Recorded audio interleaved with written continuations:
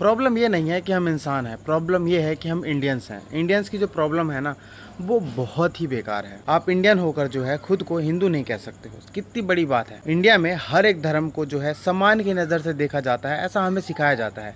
हिंदू, मुस्लिम, सिख, ईसाई सारे भाई भाई। लेकिन वही बात है कि जब किसी एक धर्म में जो है टेंशन हो, यानी कि दो लोगों की नहीं बन रही है, तो फिर वहाँ पर चीज़ें जो है बहुत ही बुरी होने लगती हैं। और अगर एक ही धर्म बार बार जो है उस टेंशन को बढ़ाने के लिए उंगली कर रहा है, तो इसका मतलब यह है कि उस धर्म की गलती है, उस धर्म के लोगों की गलती है। जैसा कि मुस्लिम धर्म है, अभी क्या होता है कि कुछ टाइम पहले पहलगाम का अटैक हुआ था, चलो वो तो टेरर अटैक था, टेररिज्म का था, उसको मैं नहीं जोड़ता।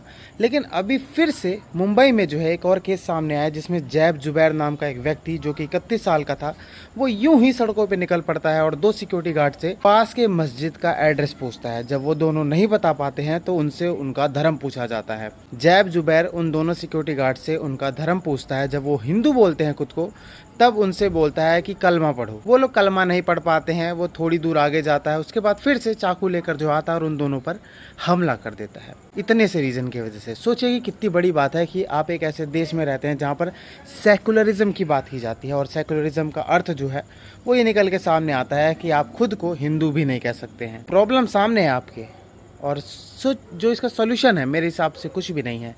आप एक दूसरे को गाली दोगे, हिंदू मुस्लिम करोगे, ठीक है, ये चीज़ें जो है आप लोगों को एंटरटेन कर सकती हैं, बट सॉल्यूशन नहीं दे सकती।